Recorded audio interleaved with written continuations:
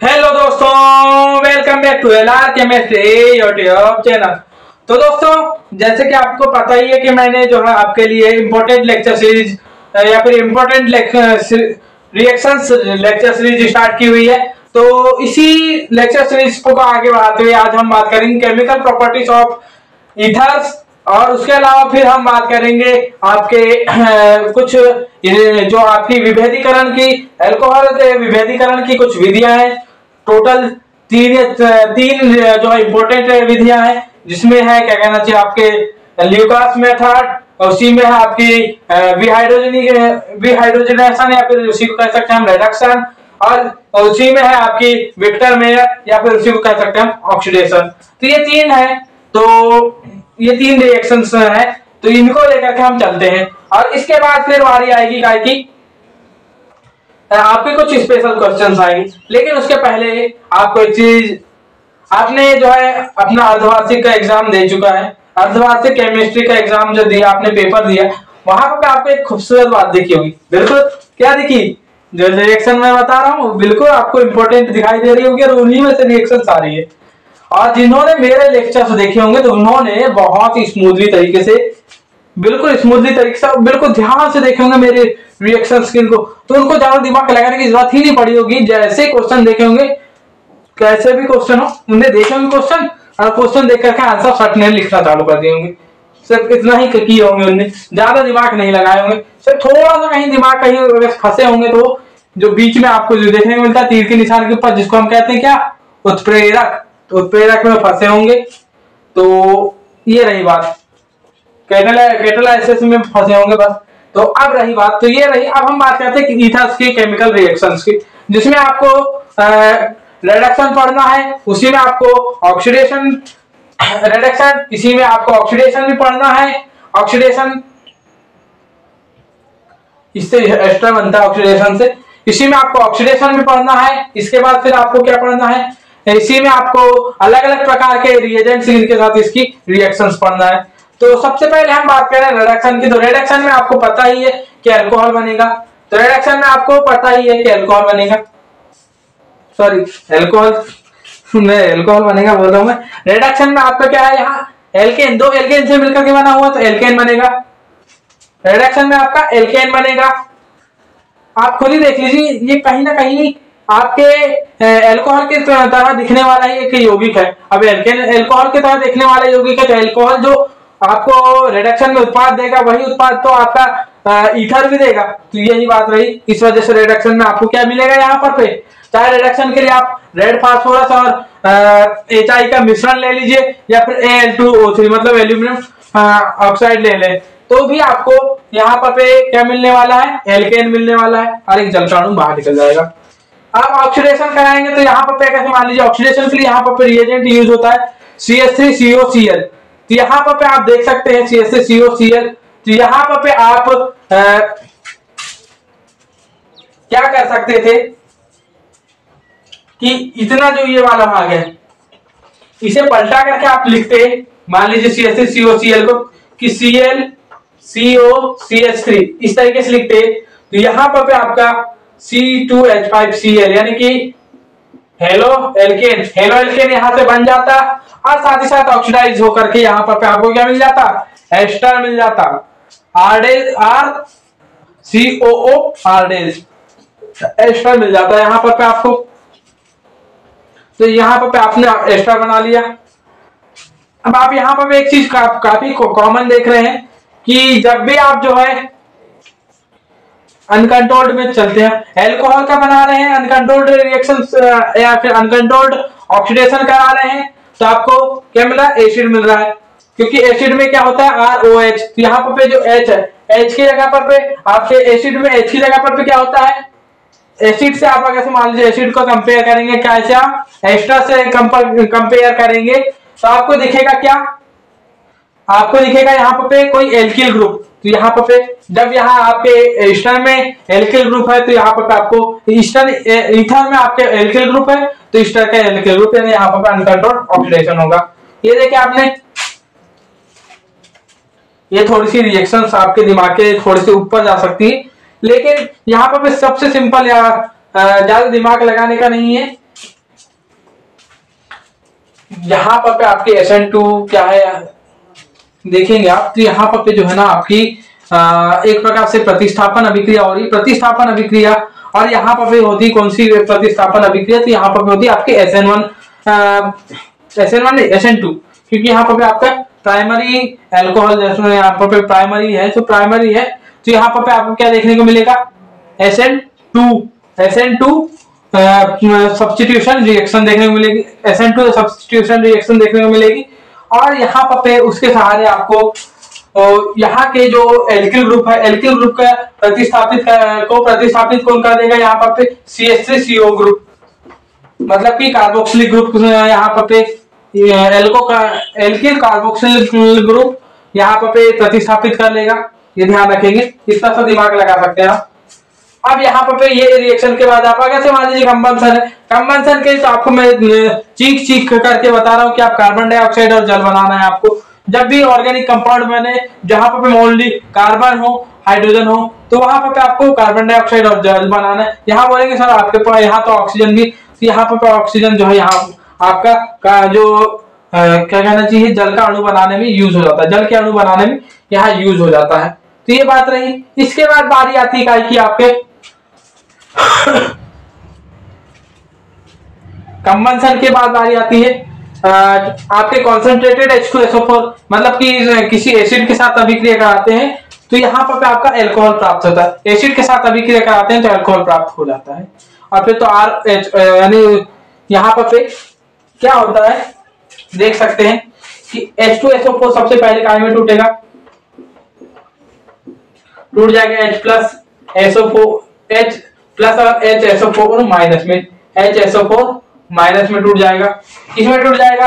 और जो कि आपका ROR है, तो यहाँ पर ये टूट जाता है काय में, ये टूटेगा आपका R प्लस और OR माइनस में टूट जाता है। तो ये OR के साथ यहाँ H आ जाएगा और यहाँ पे इस तरीके से, तो ये रिएक्ट हो जाएगा आपस में।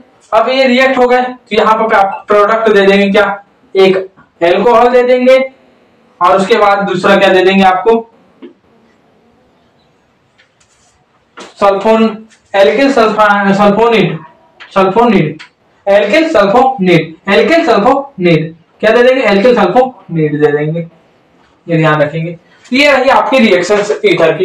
अब हम नेक्स्ट स्लाइड में आते हैं आपकी तीनों प्रकार के जो विभेदीकरण की विधियां हैं, तीनों को एक ही स्लाइड में लाने की प्रयास करूंगा और उसके बाद में हम कुछ स्पेशल क्वेश्चंस ले लेंगे। विभेदीकरण की कुछ विधियां लेकर के, जिसमें है आपके विक्टर मेयर मेथड, उसके बाद आप देख रहे होंगे ऑक्सीडेशन, उसके बाद विहाइड्रोजनीकरण। अब यहाँ एक चीज बता दिया जाए कि आपकी ल्यूकास मेथड भी आती है, तो ये चौथी रिएक्शन जो मेथड है उसे मैं स्पेशल क्वेश्चन में कराऊंगा। ये बात रही।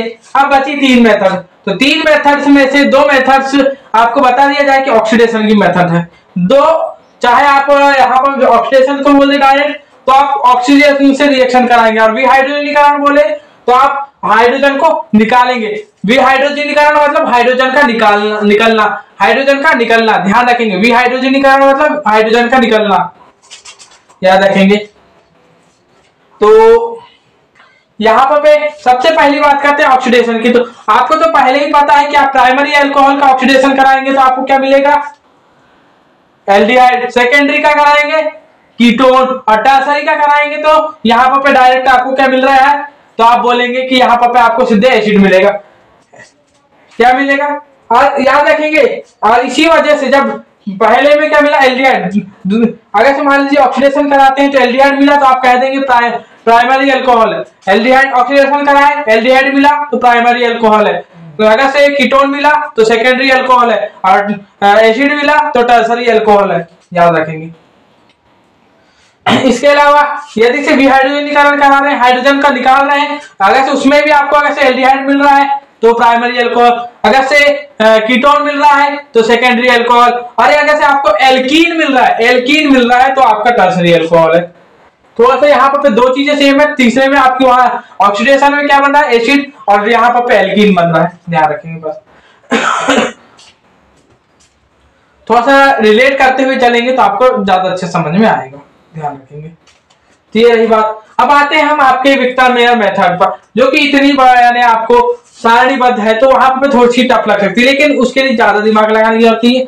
उसके सिर्फ और सिर्फ रिएजेंट्स याद रखेंगे तो आपको दिमाग में रहेगा। तो रिएजेंट्स क्या क्या है, सबसे पहले आप हाइड्रोजन आयोडाइड HI का यूज करेंगे, उसके बाद AgNO2, उसके बाद HNO2 और उसके बाद फिर NaOH।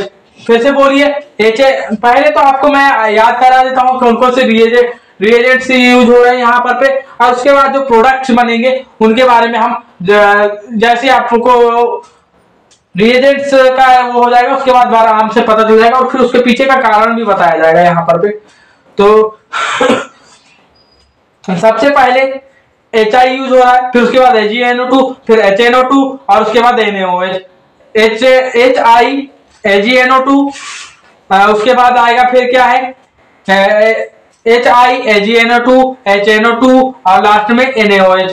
ध्यान रखेंगे ये 4 ही है, इसे एक दो बार लिख करके देखेंगे, याद हो जाएगा, आपके दिमाग में आ रहा होगा, आप समझा भी रहे हैं, रटा भी रहे हैं। क्या है आपका एग्जाम, क्या आप खुद जो है आप में से अधिकतर 80% लोग जो है इसे सिर्फ और सिर्फ जो है ना रटने को देखते हैं। अब जो है आपके मैं बोर्ड एग्जाम्स की तैयारी करा रहा हूँ तो उस हिसाब से बिल्कुल सही हूँ। अगर से आपको IIT JEE के लिए चाहिए था तो फिर तो बात की बात है, वहां पर तो एक स्टेप के साथ बिल्कुल समझाई दी जाती। अब वो बारी आती है, अगर से मान लीजिए HI, तो यहाँ पर आपको कहीं ना कहीं ध्यान आ जाएगा किसकी, आपको हेलो एल्केन बनाने की विधि, एल्कोहल से हेलो एल्केन बनाने की विधि उससे उठा करके लाई जाती है इसको। तो यहाँ पर उससे उठा करके लाया गया तो यहाँ पर आपका हेलो एल्केन बन गया। हेलो एल्केन बनाने के बाद यहाँ पर आपको फिर एक कहना चाहिए कौन सी रिएक्शन है आपकी, कार्बोनिल ऐसी कुछ रिएक्शन है जो कि आपके हेलो एल्केन चैप्टर में ही बताई गई थी। वो रिएक्शन का नाम है, पर ये भी एक आपकी नेम रिएक्शंस के अंतर्गत ही आने वाली रिएक्शन है।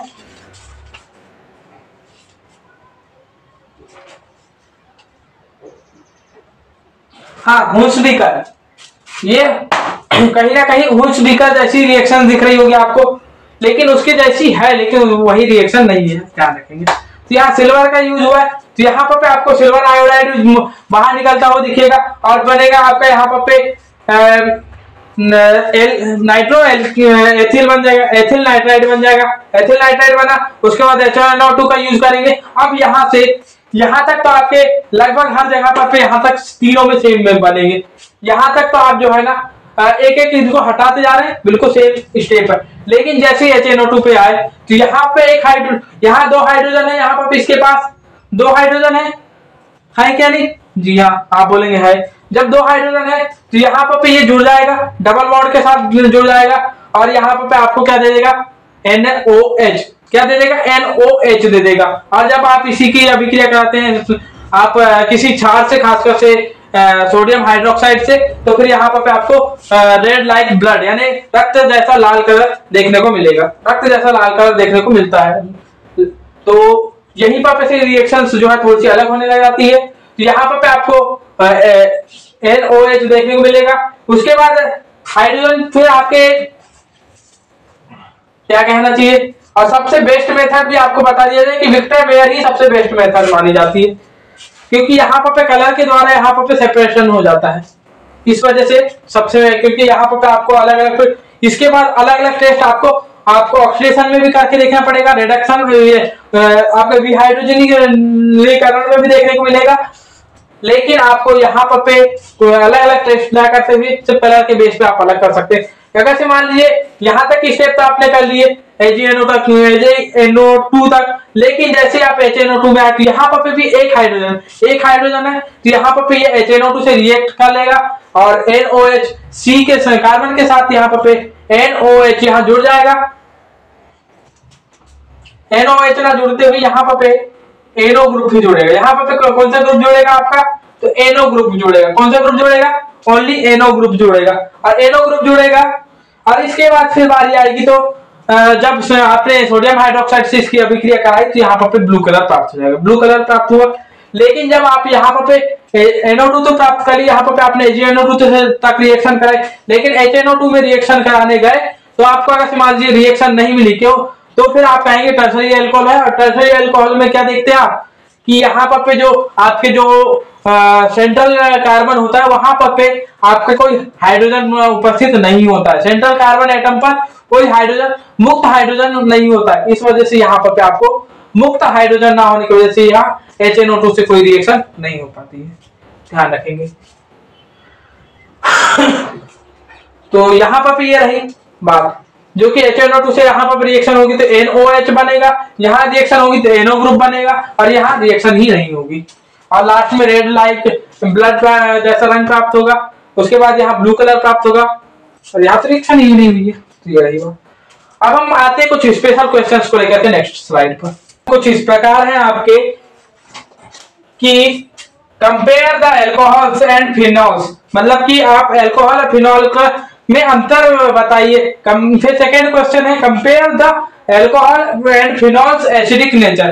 पहले में प्योर फुल्ली आपको कंपेयर करना है, और दूसरे इस पे ओनली एसिडिक नेचर को आपको कंपेयर करना है। अब थर्ड वन है ल्यूकास रिएजेंट। ल्यूकास रिएजेंट के बारे में आपको डिस्क्रिप्शन देना है, और लास्ट में है how will you distinguish ethanol to diethyl ether, मतलब कि एथेनॉल से डाईएथिल ईथर को आप किस प्रकार अलग करेंगे, या फिर कहने में दो अलग अलग बोतलों में अगर आपको एथेनॉल और डाईएथिल ईथर दे दिया जाए तो आप कैसे पहचान करेंगे कि ये डाईएथिल ईथर है और एक दूसरा वाला एथेनॉल है। ये क्वेश्चन है आपका। तो पहला क्वेश्चन कि compare the alcohols and phenols. तो सबसे पहली बात तो इनके जो सबसे पहली बात इनमें कुछ कंपेयर बोल दे तो यहाँ पर आपको समानताएं और असमानताएं दोनों बतानी होती है। तो समानताओं में देखेंगे तो दोनों में हाइड्रोक्सिल ग्रुप है, दोनों में ही आप देखेंगे तो कुछ रिएक्शन जैसे रिडक्शन हो गई, कुछ ऑक्सीडेशन रिएक्शंस हो गई, कुछ रिएक्शन से समान देते हैं।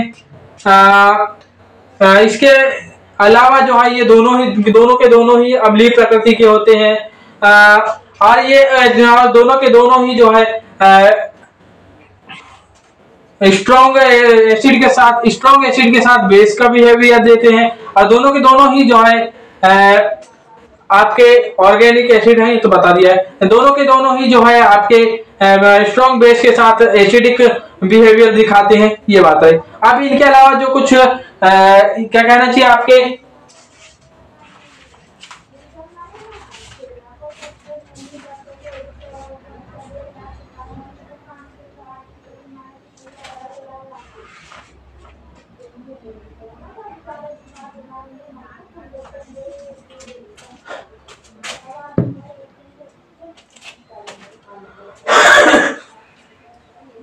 इसके साथ ही आपके इसकी कुछ ऐसे बिहेवियर भी है जो कि दोनों में अलग अलग होता है, जिस वजह से इनके बीच का अंतर कह सकते हैं। तो इनके बीच क्या क्या अंतर, तो सबसे पहली बात तो ये जो है पहली बात की जाए तो यहाँ पे ये आपके फिनॉल जो है फिनोलिक गंध देते हैं, जबकि अल्कोहल अल्कोहलिक गंध देते हैं। इसके अलावा जो है आपके फिनॉल जो है लिटमस पेपर, जो कि नीले लिटमस पेपर को लाल कर देता है, नीले को लाल कर देता है, जबकि आपका अल्कोहल जो है लिटमस पेपर के प्रति जो है उदासीन होता है।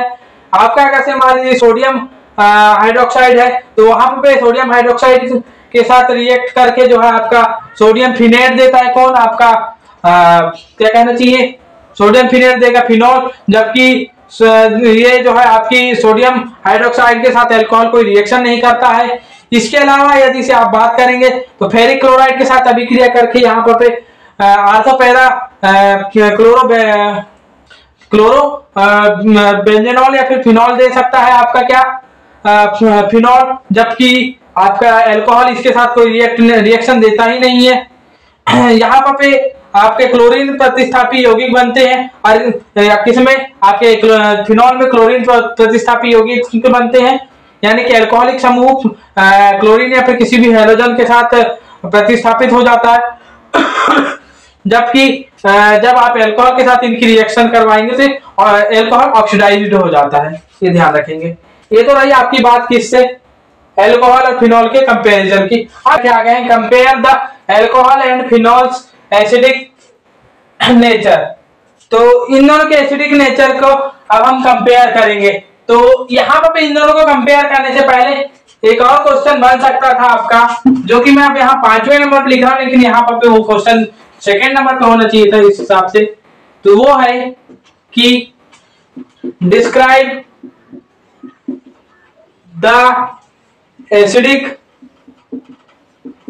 नेचर ऑफ एल्कोहल्स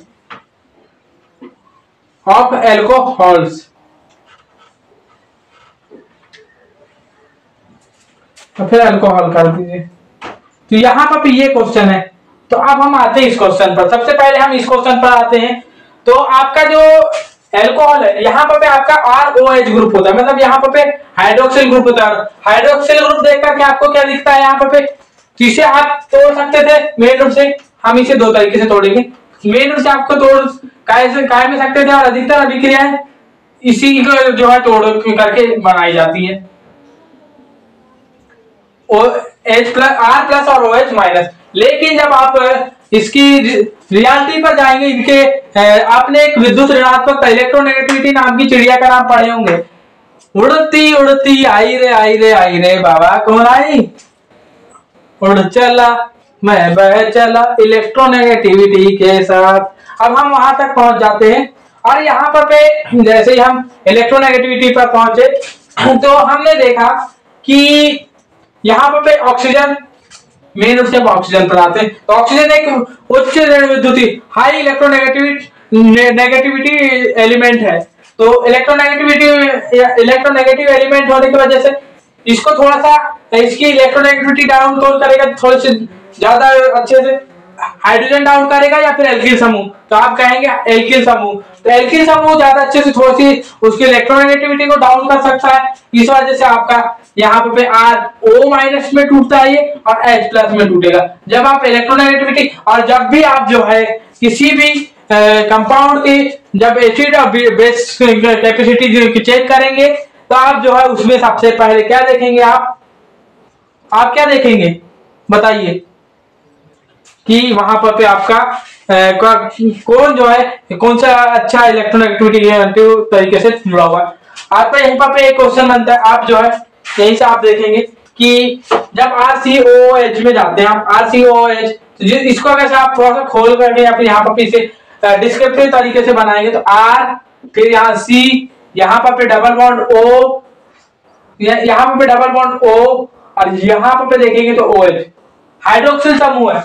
लेकिन इसे आप क्या कह रहे हैं, कार्बोक्सिलिक एसिड। तो एसिड क्यों कह रहे हैं, वही कारण इलेक्ट्रोनेगेटिविटी डिफरेंस।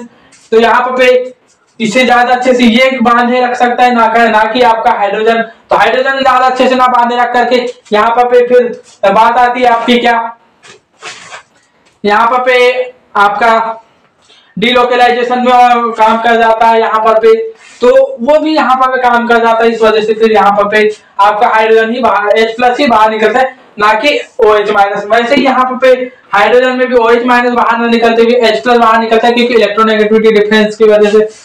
तो जिसको मैंने जो है आपके लिए स्लाइड में मैं बोलते बार में ही ला दिया था आपके लिए।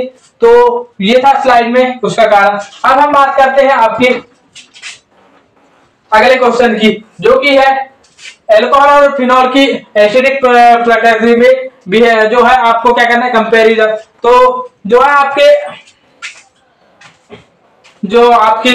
एल्कोहल की जो माइनस चार्ज है वो डीलोकलाइजेशन में नहीं जा पाता है, जबकि आपका फिनॉल का माइनस चार्ज डीलोकलाइजेशन में चले जाता है, जिस वजह से वो ज्यादा स्टेबल हो जाता है। और जो ज्यादा स्टेबल तरीके से माइनस चार्ज देगा, वही जो है अच्छे तरीके से जो है आपका H प्लस रिलीज करेगा। जो अच्छे तरीके से O माइनस चार्ज को रख सकता है, वो अच्छे तरीके से आपका H प्लस डोनेट करेगा। नहीं तो OH माइनस भी तो डोनेट हो सकता था। तो इसी वजह से H प्लस डोनेट जो है ज्यादा अच्छे से आपका फिनॉल करता है। इस वजह से आपका फिनॉल जो है ज्यादा एसिडिक होता है। और इसी वजह से आपने लिटमस पेपर में किसकी जो है परिवर्तन को देखा था आपने, तो फिनॉल के परिवर्तन को देखा था, ये बात थी। इसके बाद हम बात करते हैं ल्यूकास रिएजेंट। तो आपके ल्यूकास रिएजेंट पर आते हैं थोड़ा सा अच्छे से में से। तो ल्यूकास रिएजेंट जो है आपका मैं जो है यहाँ पर आपको ला करके दिखा दिया। तो अब यहाँ मैं आता हूँ, इधर आपको लिखा हुआ दिखा रहा हूँ। तो यहाँ पे आपका जिंक क्लोराइड और HCl का मिक्सचर होता है क्या, आपका ल्यूकास रिएजेंट। जिंक क्लोराइड और HCl का मिक्सचर होता है। और जो है ये मिक्सचर आप जैसे ही बात आएगी इनके मिक्सचर की, तो इनका मिक्सचर जो है आपका क्या कहलाता है, ल्यूकास रिएजेंट कहलाता है। और ल्यूकास रिएजेंट जो है आप बात करेंगे ल्यूकास रिएजेंट की, तो याद रखेंगे कि ल्यूकास रिएजेंट को आप 3 तरीके से बांटेंगे आप। तो 3 तरीके से जब आप इसको टर्सरी के साथ रिएक्ट कराएंगे तो ये वेरी फास्ट, और ये वेरी फास्ट यानी कि लगभग जैसे ही आप इसमें टर्सरी अल्कोहल में आप ZnCl2 और HCl के मिक्सचर को डालेंगे तो बहुत जल्दी रिएक्ट करके आपको यहाँ पे व्हाइट प्रेसिपिटेट दे देगा। क्या दे देगा, व्हाइट प्रेसिपिटेट, व्हाइट पीपीटी दे देगा। अब सेकेंडरी अल्कोहल की बात करेंगे तो ये थोड़ा सा टाइम लेगा, 5 मिनट का टाइम लेगा। और 5 मिनट बाद जो है 5 मिनट टाइम लेगा, उसके बाद जो है ये भी व्हाइट प्रेसिपिटेट दे देगा। ये भी क्या दे देगा, व्हाइट प्रेसिपिटेट दे देगा। लेकिन जब इसे आप प्राइमरी के साथ जब रिएक्ट करवाते हैं तो आप किसी भी कंडीशन में आप इसकी रिएक्शन नहीं देख पाते। आपको कोई रिएक्शन यहाँ देखने को मिलती नहीं, कोई प्रेसिपिटेट बनता हुआ दिखाई नहीं देता है। तो यहाँ पर इसे आप टाइम के हिसाब से देख सकते हैं, टाइम के हिसाब से यहाँ पर विभेदीकरण कर सकते हैं। ये भी एक प्रकार से जो है आपकी क्या कहना चाहिए बताइए, ये भी आपकी एक प्रकार से डिस्टिंग्विशन मेथड है आपकी काय की, प्राइमरी सेकेंडरी और टर्सरी अल्कोहल की। ये बात रही, व्हाइट प्रेसिपिटेट मिलता है टर्सरी में तुरंत, सेकेंडरी में 5 मिनट बाद, और टर्सरी में सॉरी प्राइमरी में कोई रिएक्शन ही नहीं होगी। अब बात आती है लास्ट क्वेश्चन की, जो कि आपके how will you distinguish ethanol and diethyl ether, ये क्वेश्चन है। तो आपका क्वेश्चन था कि how will you distinguish ethanol to diethyl ether. तो ये एकमात्र आपका क्वेश्चन है। तो इस क्वेश्चन को का हिंदी अर्थ ये है कि आप अगर से आपको 2 अलग अलग बर्तन दिए जाए या फिर 2 अलग अलग फ्लास्क दिए जाए, आपको 2 अलग अलग आपको बीकर दिए जाए और उनमें से एक में एथेनॉल दे दिया जाए और दूसरे में क्या दे दिया जाए, डाइएथिल ईथर। तो दिखने में तो लगभग सेम होते, लेकिन उन्हें कैसे पहचानेंगे आपकी एक में डाइएथिल ईथर है और किस में डाइएथिल ईथर है और किस में आपका एथेनॉल है। तो याद रखिए उसके लिए कि आपके एथेनॉल आयोडोफॉर्म रिएक्शन देता है, जबकि डाइएथिल ईथर आयोडोफॉर्म रिएक्शन नहीं देता। जबकि और दूसरी चीज, एथेनॉल में अगर से आप सोडियम धातु डालते हैं तो वहां पर से आपको हाइड्रोजन गैस बाहर निकलती हुई दिखाई देगी, जबकि डाइएथिल ईथर में इसकी कोई रिएक्शन नहीं होगी और हाइड्रोजन गैस बाहर निकलेगी तो पॉप साउंड निकलेगा। तो ये रही बात। तो इसके जरिए आप पता कर सकते हैं कि यहाँ पर आपका कौन सा डाइएथिल ईथर है और कौन सा एथेनॉल है। तो दोस्तों इसी के साथ आपका यह वीडियो समाप्त होता है। इस वीडियो को देखने के लिए धन्यवाद। जय हिंद, जय श्री राम।